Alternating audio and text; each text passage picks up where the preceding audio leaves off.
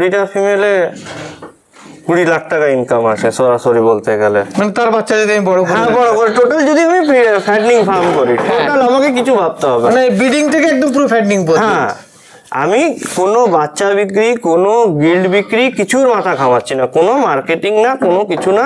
আমি ঘরে বসবো, খাওয়াবো আর মাল তুলে দেবো, ব্যাস। নমস্কার, আশা করি সবাই ভালো আছেন।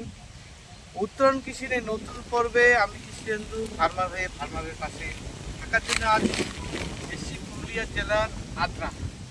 আর আমার পাশে পলাশের জঙ্গল, আর এই জঙ্গলের পাশে একজন তরুণ উদ্যোক্তা মানুষের কাছে আমরা পৌঁছে যাচ্ছি। কারণ এই প্রান্তিক রুড়ো মাটিতে পুরুলিয়াতে কীভাবে পিগারি ডেভেলপ করছে, কী ধরনের বীজ তারা চয়েস করছে, কী ফিট খাদ্য ব্যবস্থা আছে এবং কিভাবে ফার্মিংটা ডেভেলপ করে নিয়ে যাচ্ছে, সেটাই দেখাবো এই পর্বে।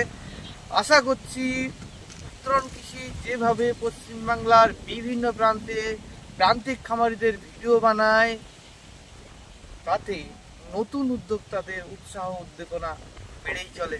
সহযোগিতা আপনাদের সঙ্গে থাকবে। তো চলুন আজ এই আদ্রাতে, পুরুলিয়ার আদ্রাতে পলাশের জঙ্গলের মাঝে দেখব পিগারি খামার কী করে ডেভেলপ করছে।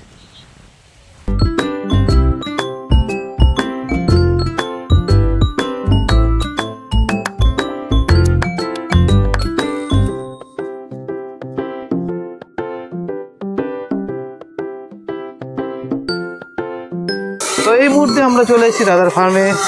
আর পুরুলিয়ার আদ্রাতে এই ফার্মটা দেখাবো বলেছিলাম তরুণ উদ্যোক্তা, যিনি নিজে চাকরি না করে ফার্মিং করেছে এবং ফার্মিং করে নিজেকে কিভাবে ডেভেলপ করছে পশ্চিমবাংলার। আপনিও যদি একজন উদ্যোক্তা হতে চান, ভিডিওটা আপনার জন্য, প্লিজ ভিডিওটা শেয়ার করবেন। আমার চ্যানেলে নতুন হলে অবশ্যই চ্যানেলটাকে সাবস্ক্রাইব করবেন। তো চলে আসুন দাদার ফার্মে, ঠিক আছে। আর টোটালটা 1 বিঘার উপরে একটা সেট আপ আছে, পুরোটা নতুন সেট আপ। এটাই হচ্ছে দাদাকে দেখাতে বলো পিগারি সেট আপ। র্যাম্প করা আছে, যেখানে অ্যানিম্যাল যাওয়ার জন্য র্যাম্প করা আছে। আর এই পাশটা পুরোটা একটা ফাঁকা ল্যান্ড আছে। তো এখানে দেখাবো। দাদা নমস্কার, কেমন আছেন বলেন? ভালো ভালো। আপনার নামটা? শতরূপ গাঙ্গুলি। শতরূপ গাঙ্গুলি, একদম তরুণ উদ্যোক্তা, হয়তো আমার থেকেও অনেক ছোট হতে পারে। এই জায়গাটার নাম কি? এই জায়গাটার নাম বনবেড়িয়া। বনবেড়িয়া, আনাড়া গ্রাম পঞ্চায়েতের আন্ডারে, পুরুলিয়া ডিস্ট্রিক্টে। পুরুলিয়া ডিস্ট্রিক্ট কোন থানা? এটা পাড়া থানা। পাড়া থানা, হ্যাঁ ঠিক আছে। তো পাড়া থানার মধ্যে কতদিন ধরে এই যাত্রা শুরু হয়েছে আপনার? 2021-এর ডিসেম্বরে আমি ঢুকিয়েছিলাম মা অ্যানিমেল ঢুকিয়েছিলেন। তার আগে আপনার পরিকল্পনা কি করে এলো? পরিকল্পনা মানে একটা মানে কার্যত বাধ্যতার মধ্যে দিয়েই, মানে আমার বাবা হঠাৎ করে 2020-তে স্ট্রোকে মারা যান, ঠিক আছে। আচ্ছা। তো আমি তার আগে টুকটাক বাইরে একটা কাজ করছিলাম। তো মানে বাবার অসুস্থতাতেই তখন চলে আসি। আমি যখন মারা যায় তখন বাড়িতেই আমি তো বাবাকে দেখাশোনা করতাম। যখন ওরকম হয়ে গেল ঘটনাটা, তার কিছুদিন পরে আরো লকডাউন হয়ে গেল।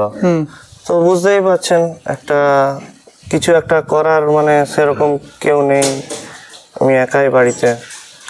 তখন মনে হলো একটা কিছু করি আর কি, কিছু একটা শুরু করা যাক। এই টাইমে শুরু হলো এইভাবে আর কি। মানে বাড়িতে তো বুঝতে পারছেন আমি একাই, দেখার জন্য কেউ নেই। তো এখানে থেকেই যাতে কিছু করা যায়, ওই রকম একটা ভাবনা চিন্তা নিয়ে শুরু করলাম আর কি। তুমি ওইখানে এত ব্যবসা আছে, মানে লাইফ স্টকে যদি আপনার ভালো লাগে, তাহলে এত কিছু ছেড়ে পিগারিতে কেন? আপনার তো মানে উদ্দেশ্য ছিল কিছু একটা করা বাড়িতে থেকে বা নিজের এলাকায় থেকে, তাহলে পিগারিতে কেন এলেন? দেখুন, মূলত আমি টেকনিক্যাল লাইনে স্টুডেন্ট ছিলাম। কি নিয়ে পড়াশোনা? ইঞ্জিনিয়ারিং নিয়ে। তো এরপর আমার মানে সেইখানে যখন কিছু করা হলো না, তো আমার আরেকটা খুব বেশি শখ ছিল মানে পশুপালন। বুঝলেন তো? ছোট থেকেই আমার মানে প্রচুর মানে কুকুর থেকে শুরু করে মুরগি থেকে শুরু করে বিভিন্ন রকমের পশু পাখি মানে প্রচুর দেশি বিড়াল আমার ঘরে ছিল। আচ্ছা, প্রচুর। হ্যাঁ, এখনো দেখতে পারবেন যে এখনো একটা মা 5খানা বাচ্চা দিয়ে রেখেছে দেশি বিড়াল। আচ্ছা। তো আমি ভাবলাম যখন এটাতে শখ আছে, আর আমার বাড়ি পুরুলিয়াতে, বুঝতেই পারছেন কোনো ইন্ডাস্ট্রিয়ালিস্ট কিছু করা তো সম্ভব না, পশুপালনের শখ আছে। তারপরে মানে কমার্শিয়াল পশুপালন বলতে গেলে এখন সবচেয়ে আগে যেটা মাথায় আসে ওটা হচ্ছে ব্রয়লার ফার্মিং, পোলট্রি ফার্মিং। ওকে, খুব খুব মানে শর্ট টাইম বিজনেস বলা যেতে পারে, ওটা পার্মানেন্ট বিজনেস নয় আমি যেটা বুঝলাম। মাত্র 38-40 দিনে একটা এফসিআর বা একটা রেজাল্ট। শুধু তাই নয়, মানে শর্ট টাইম বিজনেস বলতে কি, এটা একটা পার্মানেন্ট বিজনেস, ওটা পার্মানেন্ট বিজনেস না। খুব ভালো একটা পয়েন্ট। হ্যাঁ, মানে আমি আমার এই জমিটা যে আমার এই লোকালের যিনি সম্পর্কের, আমার তো এখানে 2.5 কিলোমিটার দূরে বাড়ি, যিনি করে দিয়েছিলেন তিনি একজন খুব বড় পোলট্রি ফার্মার আর কি। ওকে, ঠিক আছে। তার কাছ থেকে আমি অনেক মানে জানকারি নিই কি করব, কেমন ভাবে করব। তিনি যেমন বলেন যে 7 বারের বেশি আপনি একবার এই জায়গায় পোলট্রি করতে পারবেন। 7 রাউন্ড 45 দিন করে হলেও মানে বছরে 7 বার আপনি পোলট্রি চাষ করতে পারবেন। ওকে, এর বেশি নয়, খুব ভালো ফার্মার হলে। আচ্ছা, ঠিক আছে, না হলে আরো 2-4টা লট কম হতে পারে। ওকে ওকে। তারপরে বর্তমান যেটা আমাদের এখানে একটা সিচুয়েশন আছে যে এই যে কন্ট্রাক্ট ফার্মিং, তারা টোটালি মার্কেটটাকে ক্যাপচার করে রেখেছে। হ্যাঁ, স্টক পয়েন্টে যে প্রাইসটা হয় সেটা তারা ঠিক করে, খুব লো প্রাইস হয় স্টক পয়েন্টে, তাতে মার্জিনও কম হয়। বুঝতে পারছেন তো? অনেক রকম ABCD কনসিকুয়েন্সেস দেখে আমি তখন ওটাকে রিজেক্ট করি। তখন আস্তে আস্তে আস্তে আস্তে 2-4 জনের কাছ থেকে জানা শোনা শুরু করি। তারপরে মানে যা একটা আমার কলকাতার ভাই ছিল, সে আমাকে আইডিয়া দেয় যে শুয়োরের বিজনেস করতে পারিস। শুনে নিয়ে তো আমি হেসে দিই যে কি বলছিস তুই, শুয়োরের বিজনেস করতে পারিস? বলছে না ভাই, খুব লাভ আছে ওটাতে, তুই ভেবে দেখ, করে দেখ, মানে খবর নিয়ে দেখ, লাভ আছে। আমি বেশ কয়েকজনের কাছে খবর নিই যে না, সত্যি কথা গো, যে খুব প্রফিটেবল বিজনেস। তারপরে ইউটিউব জানেন আজকে যেরকম গুগল এগুলোর থেকে মানে যতটা ডেটা কালেকশন করা যায়, তো সেই দেখে আমি বাহ, তো ঠিকঠাকই আছে, আমার এখানে করাও যায়। এত কিছু ভেবে তখন এই একটা জায়গা কিনে একটা ছোট্ট মতো ফার্ম। এই জায়গাটা আপনি নিজে কিনেছেন? হ্যাঁ, কিনেছি। আর শুরু করেছিলেন কতগুলো অ্যানিমেল দিয়ে? শুরু করেছিলাম 6টা অ্যানিমেল দিয়ে অ্যাকচুয়ালি, কিন্তু টেকনিক্যালি বলতে গেলে 2টো ফিমেল আর 1টা মেল দিয়ে। কারণ আনার পরেই আমার 3-3টে প্রেগনেন্ট ফিমেল আমি নিয়ে এসেছিলাম। আচ্ছা, আনার পরে 3-3টে ফিমেল আমার বাঁচ বেরিয়ে যায় আনার পরে। একটা জিনিস দাদাকে ইন্টারাপ্ট করে বলবো, অনেক সময় অনেকে চান দাদা প্রেগনেন্ট ফিমেল দিন, সেক্ষেত্রে ধরুন আমার রিজেকশন কোনো প্রেগনেন্ট ফিমেল বলে আপনাকে বিক্রি করে দিলাম, আপনি সব আনন্দে নিয়ে গেলেন একটু বেশি দাম দিয়ে, মানে শর্ট টাইমে একটা রিটার্ন পাওয়া যায়। আর আপনি একজন নতুন বিগিনার, আপনি কি বুঝবেন যে এটা আদেও প্রেগনেন্ট আছে, আদেও কিছু না, কিছু নয়, একটা ফিমেল দেখিয়ে দিল বড় সড়ো, নিয়ে যাও। যদি আমরা দাদা এটা করি যে কিছু গিল্ড অ্যানিমেল কিনি, যেমন 40 থেকে 60 কিলোর মধ্যে, সেটা কেমন হয়? ফিমেল যদি কিছু গিল্ড কিনি, হ্যাঁ, তো ভালো ফার্মারদের ক্ষেত্রে যদি প্রেগনেন্ট ফিমেল যদি কোনো আপনার মানে ভরসার লোক থাকে, আপনার জানাশোনার লোক থাকে, তো অবশ্যই প্রেগনেন্ট ফিমেল প্রফিটেবল। আচ্ছা, ওকে। 3.5 মাসের মধ্যে মানে 1.5 মাসের প্রেগনেন্ট আনবেন আপনার, আর 1.5 মাসের মধ্যে ওখানে বাচ্চা হবে। খুব ভালো একটা তথ্য, তাই না? ঠিক। ওর থেকে প্রফিটেবল হবে না। এবারে যদি 7-8টা লিটারে দেওয়া হয় তাও তো অনেকটা রিটার্ন চলে। হ্যাঁ, রিটার্ন চলে আসবে। কিন্তু এই যে আমাদের এখানে এই যে এরকম ঘটনা ঘটছে। আচ্ছা, এইটা আপনি কোন সালে নিয়ে এলেন? মানে এই যে 2021 পুরো মানে 2021 ডিসেম্বরে ঢোকালাম, তো 2022 ওই করতেই চলে গেল আমার। আচ্ছা, ওইটাকে রিটার্ন ঢোকাচ্ছি, হ্যাঁ। আবার রিটার্ন হিটে চলে আসছে, আবার এটাকে ঢুকাচ্ছি, রিটার্ন হিটে চলে আসছে। দুটো ফিমেল আমার ঠিকঠাক আছে, বাকি তিনটেকে নিয়ে আমি চালিয়ে যাচ্ছি। বারবার এক্সপেরিমেন্ট হচ্ছে। হ্যাঁ, আচ্ছা, আর লোকালে মালও সেরকম অ্যাভেলেবেল নেই যে ফট করে আবার এনে ঢুকিয়ে নতুন একটা animal নিয়ে চলে আসবো। মানে আজ থেকে 3 বছর আগেকার কথা বলছেন? হ্যাঁ, 3.5 বছর। 3.5 বছর আগেকার কথা। তারপর ওই দুটো এই পুরুলিয়া ডিস্ট্রিক্টে আমার যতদূর জানা আছে 3.5 বছর আগে ফিড খাইয়ে শুয়োরের কমার্শিয়াল ফার্ম কেউ করেনি। এখন তো হচ্ছে, এখন তো 4-5টা 6টা বোধহয় ফার্ম কমার্শিয়াল হয়ে গেছে। তো তার মধ্যে আমি সবচেয়ে ছোট বোধহয় সাইজে না দাদা। অ্যাকচুয়ালি এরপরেও আমাদের মেন্টালিটি আরো সেট আপ করে রাখতে হবে যে আরো বড় হতে পারে, ফার্ম আরো নতুন নতুন আসতে পারে। ওটাই আছে। তো দাদা, যে সময় ওই যে সমস্যাগুলো আপনি হয়েছিলেন বা সমস্যাগুলো একের পর এক প্রবলেমগুলো আপনি ফেস করেছিলেন, বর্তমান পরিস্থিতিতে দাঁড়িয়ে কি মনে হচ্ছে আপনার? এখন কতগুলো অ্যানিমেল আছে আপনার কাছে? আমার কাছে বর্তমানে 9টা মানে বড় অ্যানিমেল আছে, আর এই আপনার 70-75 কিলোর মালগুলো ধরুন আর 13টা আছে। আচ্ছা, তাহলে টোটাল কতগুলো আছে? 20-22টা এখন ধরুন, আর 8টা বাচ্চা আছে। 8টা বাচ্চা আছে। এর মধ্যে অ্যানিমেল কি বিক্রি করেছেন? এর মধ্যে হ্যাঁ, অনেক অ্যানিমেল বিক্রি করেছে। এই যে টোটাল কনস্ট্রাকশন করেছেন, দাদাকে দেখাতে বলবো এদার থেকে। এই একটু এই সাইডটা এসে দেখান। মানে কনস্ট্রাকশনটা দাদা করেছেন লোহার টেক্সচার দিয়ে, উপরে অ্যালবেস্টার, তারপরেও দাদা খড় দিয়ে এটা টেম্পারেচারটা অনেকটা ডাউন করে দেয়। অনেক যদি আমার খুব হিট হয়, যদি একটু ভিজিয়েও দিই মনে হয়। আমার এলাকায় মানে পুরুলিয়া, ঝাড়গ্রাম, বাঁকুড়া, বীরভূম এই এলাকায় যদি এরকম স্ট্রাকচার না থাকে, তা আমার মনে হয় না প্রেগন্যান্ট ফিমেল ভালো করে বাচ্চা কন্টিনিউ দিতে পারবে। মানে এতটাই হিট, প্রচন্ড 45 ডিগ্রির উপরে গরম যায়। 45 ডিগ্রির উপরে? হ্যাঁ, বাঁকুড়ায় আরো বেশি। 42 ডিগ্রি আমাদের এখানে বোধহয় এই বছর ছিল, না 42-43, 45 অব্দি এইখানে এরিয়ায় টেম্পারেচার যায় আমি যেখানে আছি। তো এখানে দেখতে পাচ্ছি এয়ার সার্কুলেশনটা খুব ভালো হচ্ছে। এইটার থেকে আপনার হাওয়া ঢুকছে, এটার থেকেও দাদা ফাঁকা রেখেছে চারিপাশটা। মানে এয়ার সার্কুলেশন একদিকে এয়ার ঢুকছে আর একদিক থেকে বেরিয়ে যাচ্ছে। তো যেই দিক থেকে হাওয়া আসে, আর ওইভাবে সিলেক্টও করেছে জমিটা, সবচেয়ে উঁচু জায়গায় আছে এটা। আর শীতের সময়টা কি আপনি ব্লক করে দেন? আরো একটা ব্যাপার, মানে শীতের সময় এই যে ফ্যারোইং লাগানো আছে, ফ্যারোইং এ আমাদের ভারতে খুব অসুবিধা হয় শীতের সময় ফ্যারোইং এ। কারণ দেখুন জল জমছে, ওখানটা জল জমে কাদা হয়, পায়খানা করে। আমরা যেহেতু ওই যে নিচের একটা সেটআপ লাগানো নেই আমাদের এখানে, অনেকের লাগানো থাকে, আপনার ওখানে ফ্লোরটা লাগানো থাকে, তাতে এই অসুবিধাটা হয় না। কিন্তু এইখানে যদি শীতের টাইমে যদি আপনার এইরকম ক্লিপ রুমও থাকে, একটা বাল্ব লাগানো খুব দরকার আছে। একদম। বাল্ব ছাড়া ওই মানে বাচ্চা যে মর্টালিটিটা খুব চান্স থাকবে।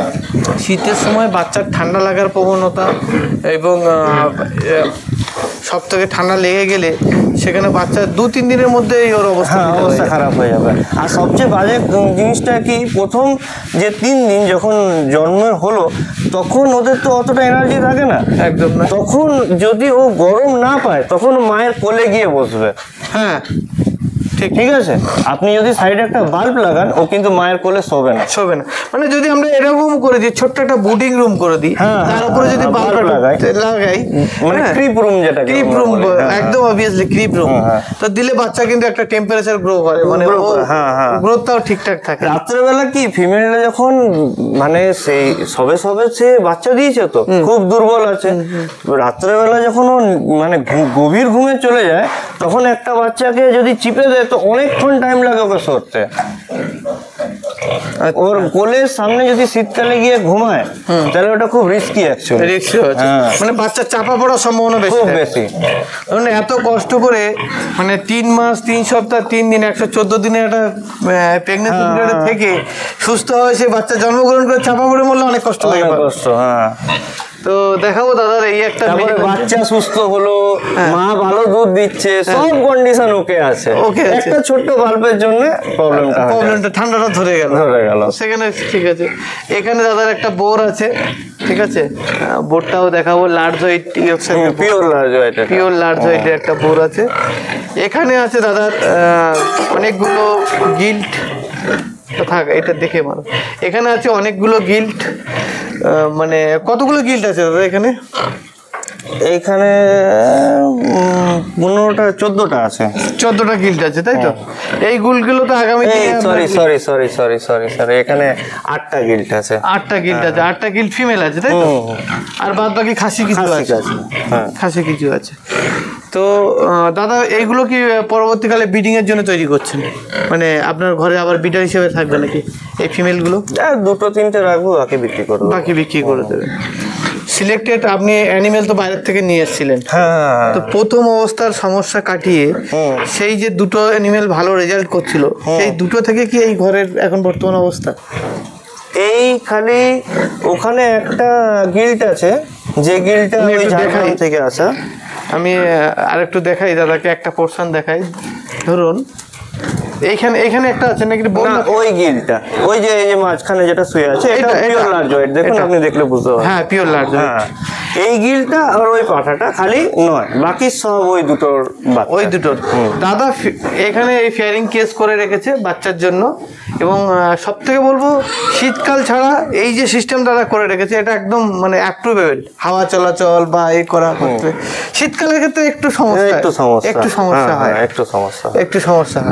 তা বাদেও কিন্তু শীতকাল ছাড়া এখন অনেকে কি করছে, মানে প্লাই, এক ধরনের প্লাই পাওয়া যাচ্ছে, প্লাই দিয়ে করছে এবং তলারটা হচ্ছে ফ্লোর টাইপ দিয়ে দিচ্ছে। প্লাস্টিকের ফ্লোরও দেওয়া যাচ্ছে, সিমেন্ট দিয়ে ফ্লোরটাকে সাজিয়ে দিয়ে ওপর থেকে বের করে দিচ্ছে জল দিয়ে। ওইটাতে আরো মানে সুবিধা থাকে, ওটাই কমফোর্টেবল থাকে। মানে বাচ্চার ক্ষেত্রে দাদা আমরা যেটা মনে করি, ফ্লোরটা একটু ড্রাই দরকার। হ্যাঁ, বাচ্চার ক্ষেত্রে হিট দরকার। হ্যাঁ, আর এদের ক্ষেত্রে ঠান্ডা দরকার। বড়দের ক্ষেত্রে, বড়রা দেখবেন যেখানে জল ভেজে শুয়ে তো দেখুন না, ওইখানে নালি ভার করে চোটাই গিয়ে শুয়ে থাকবে, এখন শুয়ে থাকছে। তো এরকম মা, আপনার ব্রিডিং মা কতগুলো আছে এখন বর্তমানে? 8টা আছে। এই বাচ্চা পুরোটাই আপনি কি রাখেন না বাচ্চাও সেল আউট করে দেন? ওই 35 থেকে 40টার মতো দেখতে পাচ্ছেন ক্যাপাসিটি আছে। জায়গা হিসাবে আপনি তো বুঝতেই পারছেন, জায়গা হিসাবে এইটা মানে বোর্ডটা এখানে থাকে, আর এখানে সব ফিমেলের সেটআপ আর কি। এটা কি বোর্ড না ফিমেল? না ফিমেল, অ্যাকচুয়ালি এটা বোরুম। হ্যাঁ, প্রেগন্যান্ট ফিমেল, সবাই প্রেগন্যান্ট ফিমেল। মানে আপনি এটা বলতে পারেন এই জেস্টেশন পিরিয়ডে আছে এই ঘরের মধ্যে। হ্যাঁ, ঠিক বাচ্চা হওয়ার মনে 10-15 দিন আগে ফেয়ারিং কেজ দিয়ে দেবো। এই ইউনিক পদ্ধতি দেখুন, যারা আমরা আগে কি করতাম, জেস্টেশন পেনে অনেক বড় বড় ফার্মে রাখতো, এখন কিন্তু জেস্টেশন পেনে রাখে না। এখন কি করছে, রুম করছে, রুমের মধ্যে 10টা-12টা করে অ্যানিমেল প্রেগন্যান্সি পিরিয়ডে রেখে দিচ্ছে, মানে আর্লি প্রেগন্যান্সি আর কি। এবার যখন এন্ডিং টাইমে চলে আসে, মোটামুটি 100 দিনের কাছাকাছি, ওই ভিটামিন AD3 এবং হাইটেক মেরে ওকে ঢুকিয়ে দিচ্ছে ফেয়ারিং কেজে, সেখানেই বাচ্চা দিয়ে দিচ্ছে। তারপর যতদিন উইনিং হলো, উইনিং এর পরে মাকে ক্রস করে আবার সেই জেস্টেশন বড় রুমে ঢুকিয়ে দিল। তো এই সিস্টেমগুলো আস্তে আস্তে ডেভেলপ করছে। একটা জিনিস, তো একটা রুমে বেশি প্রেগন্যান্ট ফিমেল রাখাও আমার মনে হয় ঠিক না। এটা দাদা একটা ভালো জিনিস, অনেক সময় মারপিট করে, অনেক সময় গুতাগুতি করে, কারণ প্রেগন্যান্ট ফিমেল সবসময় মুভ হচ্ছে, ঠিক আছে? ওরা যদি একসাথে বড় হয়, যেটা বলে, এরা মারপিট করছে না। এরা ছোট থেকে এই পয়েন্টটাই নক করে দাদাকে একটু ইন্টারাপ্ট করে বলবো, মানে যদি ছোট থেকে একসাথে ধরুন থেকে গেল, একই আপনার ঘরের অ্যানিমেল, ছোট থেকে ওরা গিল্ড হয়েছে, তাহলে কিন্তু মারপিট করবে না। কিন্তু ব্যাপারটা হচ্ছে যে, এই যে আমি ধরুন 21 দিনে ওকে সরিয়ে দিলাম, ও প্রায় 1.5 মাস, 35-34 মাসই ধরুন, ও আরো বাইরে থাকলো, তারপরে ওখানে আরো 5 দিন 10 দিন ও হিটে আসতে টাইম লাগলো, আপনাকে ক্রস করালেন, তারপরে ওকে ঢুকলেন, এতদিন যে গ্যাপিংটা হয়ে গেল। আমি যদি বাচ্চা উইনিং করে নিই দাদা, উইনিং করে যদি অ্যানিমেলকে একসাথে রাখি, মানে ক্রসের আগে আমি দেখে নিলাম আমার ধরুন 5টা অ্যানিমেল কি 7টা অ্যানিমেল সেট হয়ে গেল, আমি ওই 5টা কি 7টাকে একটা রুমে জেস্টেশন রুমে রাখলাম, তাহলে তো সমস্যাটা হবে না। তারপরেও হয়। যাই হোক, মানে এই ফিমেলটার ক্ষেত্রে ওই যে একটা মানে নেচার থাকে, সবার ভ্যারি করে। এই ফিমেলটার ক্ষেত্রে আপনি যে কোনো ফিমেল যখনই ঢুকিয়ে দিন, ও মারপিট করবে। তো অ্যানিমেলের কিছু কিছু ব্যাড হ্যাবিট তো আছে নেচারের ক্ষেত্রে। না, আমি বলবো যে প্রেগন্যান্ট ফিমেল আলাদা সবাই ম্যাক্সিমাম আলাদা আলাদা ঘরে অনেকেই রাখে, ম্যাক্সিমাম যত ফার্মে গেছি রাখে, জেস্টেশন পিরিয়ডে, প্রেগনেন্সি পিরিয়ডে রাখে এবং সেফলি তাদের একটা নির্দিষ্ট টাইমে। দেখুন আমি একটা যে প্রথম যে আমার বললাম যেটা বাজ হয়েছে বা মরা বাচ্চা দিয়েছে, ওটা প্রেগনেন্ট হচ্ছিল না, সেটার প্রবলেমটা কিন্তু ওখান থেকেই শুরু হয়েছিল। মানে নিজেরা মারপিট করে। ওদের নাকে সবচেয়ে বেশি পাওয়ার থাকে। হ্যাঁ, ওরা যখন খাবার খায় দেখবেন একজন আরেকজনের পেটে গুঁতো মারে। যত বেশি ওর মানে ডেলিভারি সামনে আসবে তত বেশি ওর মানে অ্যাগ্রেশন বাড়বে খাওয়ার জন্য। হ্যাঁ, ঠিক ঠিক, রাইট।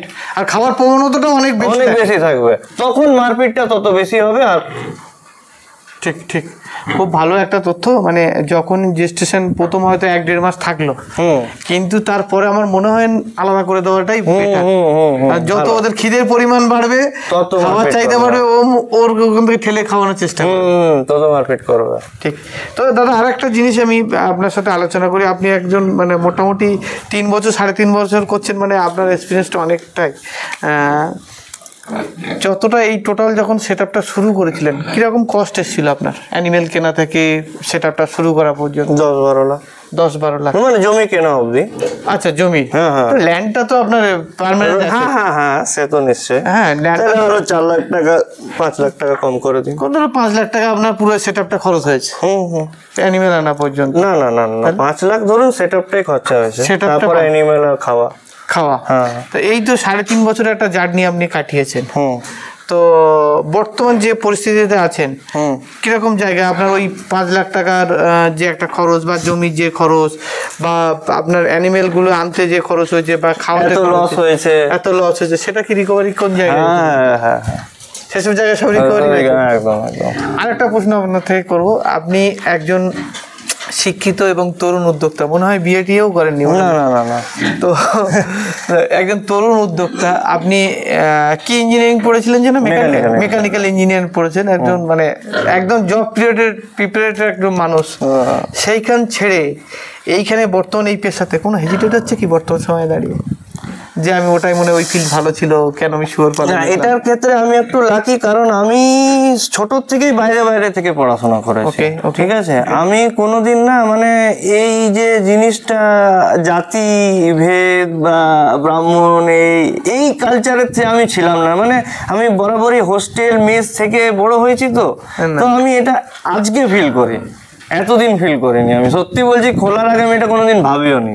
আচ্ছা, না আমি একটা জিনিস বলছি, যেমন আপনি অ্যাজ এ মেকানিক্যাল ইঞ্জিনিয়ার হিসেবে একটা আপনার প্যাশন থাকবে যে আমি একটা জব করবো, গভর্নমেন্ট হোক আর প্রাইভেট জব হোক। একজন মেকানিক্যাল ইঞ্জিনিয়ারের ডিমান্ড কিরকম আছে, কিরকম ধরনের স্যালারি, কম বেশি দর্শকরাও জানে। যে ড্রিমটা আপনি ওখানে ফিল করতে পারতেন বা যে আর্নিং এর কথা ওখানে চিন্তা ভাবনা করতে পারছেন, এখানে কি পাচ্ছেন সেটা? বাপরে, ওর আশা ওখানে এরকম কিছুই করতে পারতাম না। এখন মানে 8টা সেট আপে যদি আমি টোটাল আমি বাচ্চা বড় করতে পারি, সেটার যে আর্নিং থাকবে, ওটা আজ পর্যন্ত আমি যদি 5-6 বছর কাজ হয়ে যেত, এই টাকাটা আপনি করতে পারছেন। তো এই জন্যই ফার্মাররা এগিয়ে আছে, একজন শিক্ষিত এবং দাদা ব্রাহ্মণ, কথা বলতে বের করে দিল। পুরো নামটা কি দাদা? শতরূপ গাঙ্গুলি। তো তারপরও জাতিভেদের কোনো দ্বন্দ্ব দাদার মনে কোনোদিনই ছিল না, আগেও ছিল না, এখনো নেই। মানে আমি ওইরকম মানে বুঝতে পারছেন তো, আমি সবসময় আমার এই যে ছেলেরা, বাচ্চারা, বড়রা ওইরকম বড় একটা সমাজে থেকে যেরকম ওইরকম হয়নি না কোনোদিন। মানে তো সব থেকে বড় কথা দাদা, আপনার এখানে এসে আমরা একটা অনুপ্রেরণা পেলাম কি, মানে মানুষ একটা আপনারা যেটা করতে না self profession, engineer, doctor, lawyer, এটা তো সেলফ প্রফেশন। সেইখান থেকে এত ভালো সিক্রেট জায়গা ছেড়েও পিগারিতে এসে নিজেকে ডেভেলপ করেছেন এবং সাথে সাথে 2-1 মানুষের কাজও দিয়েছেন, তো কর্মসংস্থান, তার পরিবারটাও চলছে। ওয়াইফ হাজবেন্ড দুজনেই কাজ করছে। তাহলে একটা পরিবারের কিন্তু আপনার দ্বারা প্রত্যক্ষ বা পরোক্ষভাবে তারা জীবিকা নির্বাহ করছে। আর সেই জায়গায় এই যে সেট আপটা আপনার আছে বর্তমানে, 8খানা মা রানিং, আর কিছু গিল্ড আছে, কিছু ফিমেল তৈরি হচ্ছে, কিছু বাচ্চা আছে। এই পরিস্থিতি যদি এরকম হয়, আপনার ভবিষ্যতের ড্রিম কি আছে ফিগারিকে নিয়ে? ড্রিম তো অনেক দূরেরই আছে, দেখা যাক কতদূর কি করা যায়। যেভাবে এগোচ্ছে, যদি এই সেট আপটা মোটামুটি 8টার জায়গায় যদি 18 থেকে 20টা ফিমেল হয়, তাতে কিরকম জায়গা তৈরি হতে পারে মনে হয়? না না, আর্নিং এর দিক থেকে মানে আপনি যে জবটা করতেন, যদি ধরুন আপনি 3 বছর জব করেছেন কি 4 বছর জব করেছেন, এখনই মানে একটা engineering A highest IT package আছে হয়তো বছরে 8 লাখ টাকা। 8 লাখ টাকা? হ্যাঁ হ্যাঁ। তো মানে 8টা ফিমেলেই যদি আমি ঠিক করে তার বাচ্চা বড় করে বিক্রি করতে পারি, সেটাতেই তো 8 লাখ টাকার বেশি রেভিনিউ আছে আজকের দিনে। তো এটাই হচ্ছে দাদার থেকে জানার ছিল। আর আরেকটা জিনিস দেখবো দাদা, মানে আইটি ফিল্ডে, নট মেকানিক্যাল ইঞ্জিনিয়ারিং, ঠিক আছে, সিভিল মেকানিক্যাল এগুলো না, আজকের দিনে হাইয়েস্ট পেমেন্ট হচ্ছে আইটি ফিল্ডে। আইটি ফিল্ডে খুব মানে একটা ভালো জায়গা থেকে শুরু হবে ওটা 8 লাখ টাকা, মানে খুব ভালো জায়গায় সে পৌঁছে গেছে মোটামুটি। ওকে, সেটা হচ্ছে 8 লাখ টাকা। মেকানিক্যালে ওটা তো মানে স্বপ্ন নয় বলা চলে, স্বপ্নের চেয়েও বড় কিছু। মানে আমরা যেরকম লেভেলের স্টুডেন্ট আর কি, আমরা তো যাদবপুর আইআইটি থেকে পাস করিনি। আপনি কোথেকে পড়াশোনা? এমআইটি থেকে। এমআইটি থেকে। তো যাই হোক, তারপরেও এইটা 8টা ওর থেকে বেশি দিয়ে দিচ্ছে, 8টা ফিমেল। হ্যাঁ 8টা ফিমেল। আর যদি 20টা ফিমেল আপনি যেটা হিসাব করছেন, হ্যাঁ, তো আজকের দিনে 20টা ফিমেলে 20 লাখ টাকা ইনকাম আছে সরাসরি বলতে গেলে। মানে তার বাচ্চা যদি আমি বড় করি, হ্যাঁ বড় করে টোটাল যদি আমি ফ্যাটনিং ফার্ম করি, টোটাল আমাকে কিছু ভাবতে হবে, মানে ব্রিডিং থেকে একদম পুরো ফ্যাটনিং পর্যন্ত। হ্যাঁ, আমি কোনো বাচ্চা বিক্রি, কোনো গিল্ড বিক্রি কিছুর মাথা খাওয়াচ্ছি না, কোনো মার্কেটিং না, কোনো কিছু না। আমি ঘরে বসবো, খাওয়াবো আর মাল তুলে দেবো, ব্যাস। মানে কি, আমি আসবো, আমার অ্যানিমেল দুবেলা খাচ্ছে কিনা সব দেখবো, মানে দিনে 2-4 ঘন্টা দেখবো। আর যখন বছরের শেষে হবে আমি ফোন করবো, ভাই আমার মালটা নিয়ে যা। আমার টাইমে ও আসবে, মাল নিয়ে চলে যাবে, আমি পয়সা গুনে গল্প শেষ। আচ্ছা, আরেকটা জিনিস জিজ্ঞাসা করি, একদম এটা আমার লাস্ট প্রশ্ন। পুরুলিয়ার এই প্রত্যন্তর অঞ্চলে আপনার কি মাল বিক্রি করার সমস্যা হচ্ছে, অ্যানিমেল বিক্রি করা? আমার এখানে তো মানে বোধহয় হাইয়েস্ট বাচ্চার ডিমান্ড, হাইয়েস্ট বাচ্চার ডিমান্ড। আমার এখানের মতো যা বাচ্চার ডিমান্ড মানে কোনো জেলায় হবে না মনে হয়, কোনো জেলায় হবে না, এতটাই ডিমান্ড। মিনিমাম 5,000 বিক্রি হচ্ছে নাকি? হ্যাঁ, তো 5,000 টাকা তো মানে মানে মানে ফিমেল, বুঝলেন না, ফিমেল মানে মেয়ে বাচ্চা 5,000 বিক্রি হচ্ছে, মেল হলে ওটা 5,500 টাকা 6,000 টাকা হতে পারে। 6,000 টাকা। তো এটাই হচ্ছে পার্থক্য। আগামী দিনে পিগ ফার্মাররা আরও ডেভেলপ করুক, আরও বড় জায়গায় যাক। আর দাদা, আপনার থেকে অনেক অনেক তথ্য পেলাম, আপনাকেও আন্তরিকভাবে ধন্যবাদ। ভালো লাগলো এত দূর থেকে এসছেন আমার এই একটা ছোট ফার্মে। না, ছোট ফার্মার না, আপনার মন বড়, এবং আপনি একজন শিক্ষিত তরুণ উদ্যোক্তা।